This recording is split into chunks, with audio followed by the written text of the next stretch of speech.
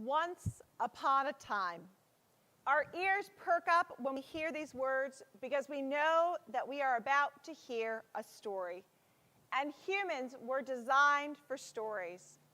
Dr. Stuart Brown writes, storytelling has been identified as the unit of human understanding.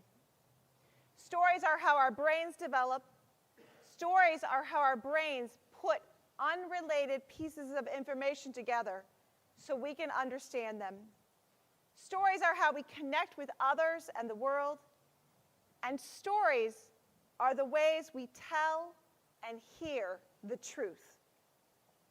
Stories are the way we tell and hear the truth. Author Neil Gaiman wrote, "Fairy tales are more than true, not because they tell us that dragons exist, but because they tell us that dragons can be beaten." The Bible, the greatest collection of stories we have, is true, not because it answers scientific 21st century questions about the beginning of the universe or the biological evolution of human beings.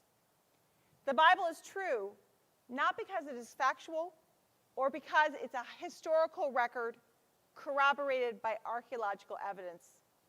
The Bible is true because it reminds us, especially in times of crisis, that God is with us and God is for us. As Rachel Held Evans writes in her book, Inspired, Slaying Giants, Walking on Water, and Loving the Bible Again, the stories of the Bible remind us that we belong to a very large and very old family that has been walking with God from the beginning.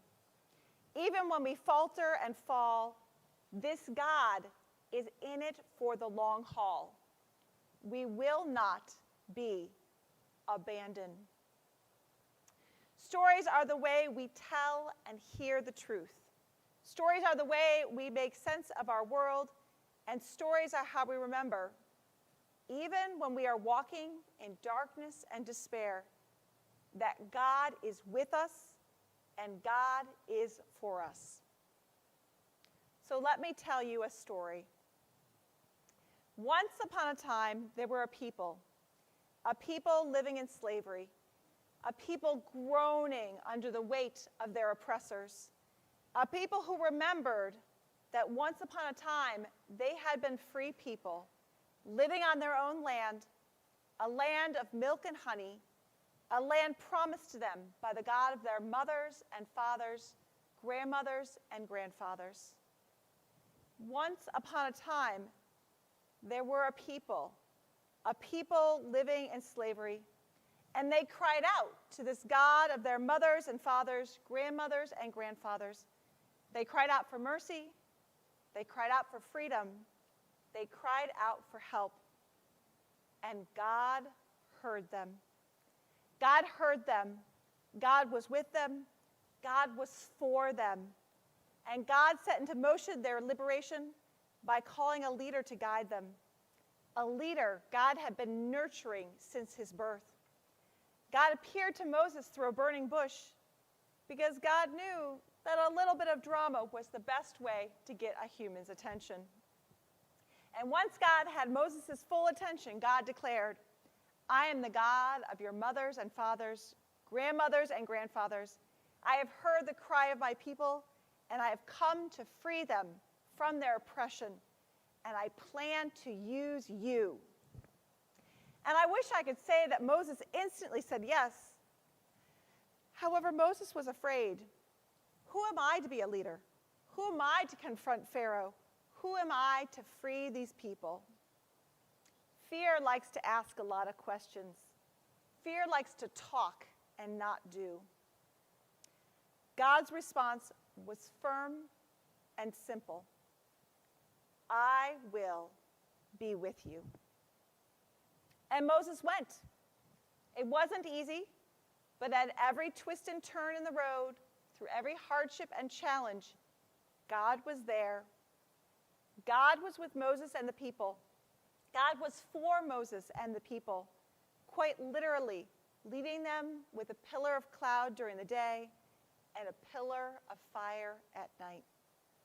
God led them out of slavery. God led them for 40 years in the wilderness. When they became afraid and wanted to go back and be slaves again, God was patiently with them. When they thought it would be a super good idea to make a cow out of all of their jewelry and worship it, God took a big breath and kept with them.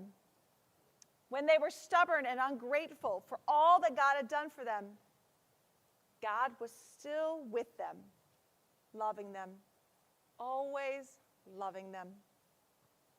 And after this long period of journeying, this journey of letting go of their identities as slaves and adjusting to this new identity as a community of God's people, after journeying into and through the unknown, after working through their fears over and over again, and learning to trust that God was with them, God was for them, finally they came to the mountain overlooking this beautiful land of milk and honey, this land that had been promised to them by the God of their mothers and fathers, grandmothers and grandfathers.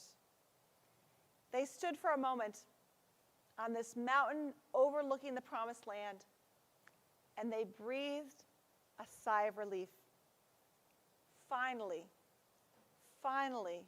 the hard times were behind them. Finally, they would be able to live in peace and harmony, not worrying about how they would live or survive.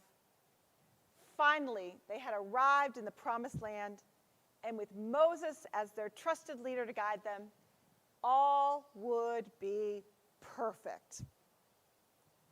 Except they already knew from those who had scattered ahead that not all would be perfect in this promised land of milk and honey.